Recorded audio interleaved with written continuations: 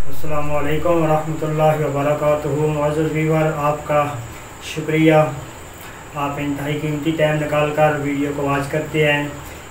जो हमारा टॉपिक गुफ्तगू चल रहा है वो है 18 क्या है, क्यों होता है, इसके हवाले से चंद गुज़ारिशात आपके सामने रखेंगे। तो इंशाअल्लाह सबका वीडियो के ही रिलेटेड ये भी गुफ्तगू होगी और इसमें यह है कि इसमें चंद मेडिसन जो है वो भी ट्रीटमेंट आपसे शेयर करेंगे। तो ये वीडियो 18 के हवाला से बहुत ही हमारे माशरे में ये जो लफ्ज़ है 18 का बहुत कॉमन बोला जाता है, बहुत ज़्यादा इस्तेमाल होता है, लेकिन मेडिकल साइंस के तो इसका कोई यानी कि ऐसा कुछ भी वजूद नहीं है 18 का। बहरहाल हमारे माशरे में ये लफ्ज़ बहुत ज़्यादा इस्तेमाल होता है, ठीक है। दही इलाकों में बहुत ज़्यादा होता है, शहरियों में भी होता है, जितने यानी कि जहाँ तक हमारा यानी कि ये डिज़ीज़ बनता है तो उस हवाले से यानी कि लफ्ज़ 18 का ही इस्तेमाल किया जाता है। यानी कि अगर औरत को हमल नहीं हो रहा तो हमारा माशरा उस औरत को 18 की मरीज़ा करार दे गया। हमल हो रहा है लेकिन बच्चे हो की जो है ग्रोथ वो नहीं होती, मिसकैरेज हो जाता है, फिर भी यानी कि माशरा क्या कहेगा 18 की मरीज़ा है। अगर किसी का हमल बार बार ज़ाया हो जाता है फिर भी 18 की मरीज़ा होगी। अगर किसी का बच्चा 7वें 6ठे 8वें महीने जाके फौत हो जाता है या जो डेट है तारीख से पहले पैदाइश हो जाता है तो फिर भी 18 की मरीज़ा करार दी जाएगी। अगर औरत का माहवारी सिस्टम में कमी पेशी है तो फिर भी 18 का मरीज़ा करार दिया जाएगा। यानी कि सबसे ज़्यादा लफ्ज़ 18 का इस्तेमाल किया जाता है और औरत को इतना यानी कि नफ्सियाती तौर पे मरीज़ा बना दिया जाता है, इतना वो जिस्मानी तौर पे मरीज़ा नहीं होती और वो औरत ख़ुद यानी कि इतनी मरीज़ा बन जाती है।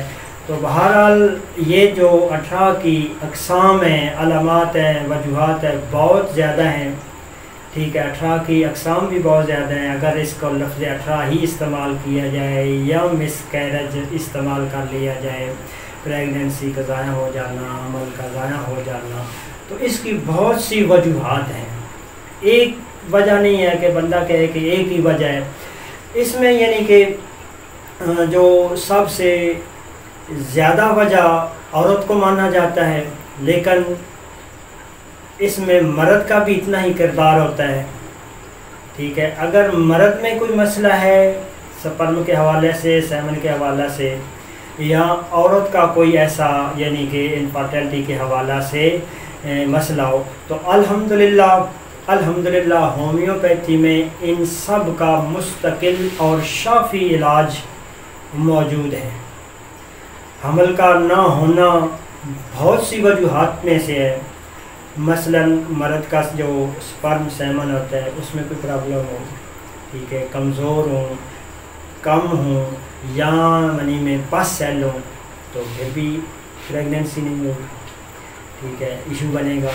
रैम में सोजश है, यूट्रस के पट्टे कमज़ोर हैं, यूट्रस में इन्फेक्शन है या यूट्रस का मुंह में सख्ती है या यूट्रस जो है वो मनी कबूल ही नहीं करता, उसमें इन्फेक्शन है, या नॉर्मल पोजीशन से ज़्यादा वो जो है वो सख्त है या नॉर्मल पोजीशन से ज़्यादा वो खुला हुआ है, यानी कि जो होता है वो बल्कि यानी कि यूट्रस है, उसके पट्टे कमज़ोर हैं तो फिर भी यानी कि नहीं होगा। फाइब्राइड वगैरह हो गए, सिस्ट वगैरह होंगे तो फिर भी यानी कि हमल नहीं होगा, प्रेगनेंसी नहीं होगी।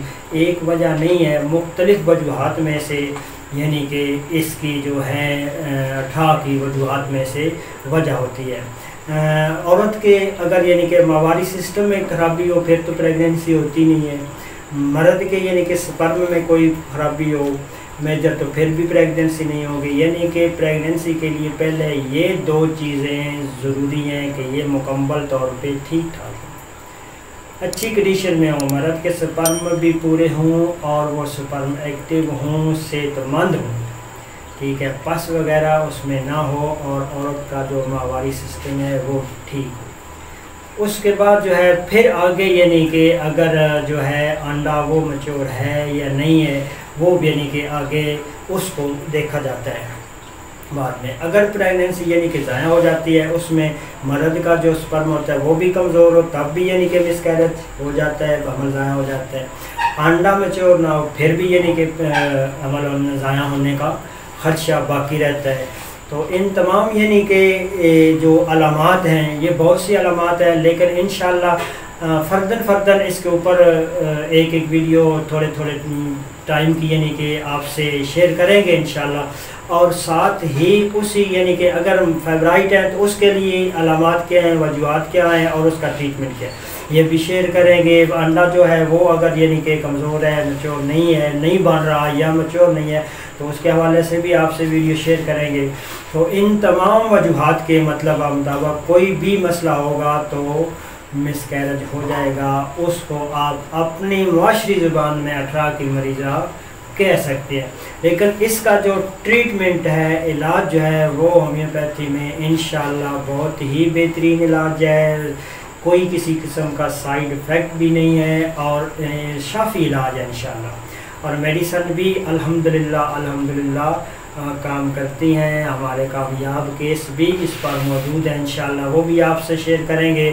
تو اگر یعنی کہ کسی کا پہلے تو اس میں یہ ہے کہ جو مریضہ ہے وہ کس مزاج سے ہے، اس کا میازم کیا ہے، ٹھیک ہے۔ سفلس اگر مزاج ہے اس کا تو میازم ہے تو پھر اس کو سفلینیم کی ایک خوراک لازمی دیں گے، ٹھیک ہے۔ یہ جو ہے اولاد نرینہ کے لیے بھی بہترین اور میں ہو رہا ہے۔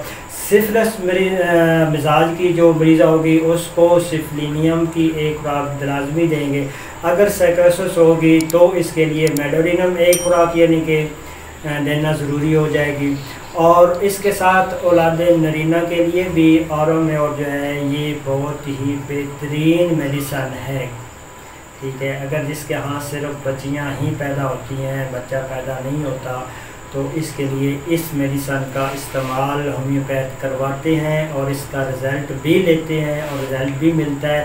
باقی بچہ دینا، بچیاں پیدا کرنا، لڑکی ہونا، یہ سب اللہ کے اختیار میں ہوتا ہے، لیکن جو علاج ہے وہ سنت کے مطابق لیا جائے، کیا جائے، اللہ پاک سے دعا کی جائے تو انشاءاللہ اللہ پاک دعاؤں کو سنتا بھی ہے، قبول بھی کرتا ہے اور انسان کی پریشانیوں کا سدباب بھی کرتا ہے۔